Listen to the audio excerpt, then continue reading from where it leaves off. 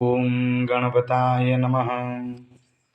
हे प्रभु लोकनाथ, आपण मानक प्रणाम मु जनाऊँगी। आपण तीनपुर मोहिनी पाखे दर्शन करुँच साक्षात मार आशीर्वाद।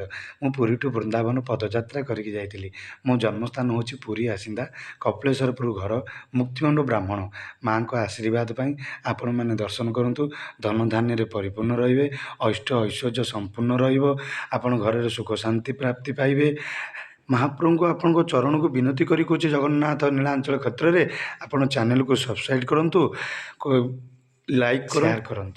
पुणी देखिए केते भल भल आपण जिनस तादेह पाइबे। दामोदर कुंड पदयात्रा करी 54टा शालग्राम आनी आज्ञा।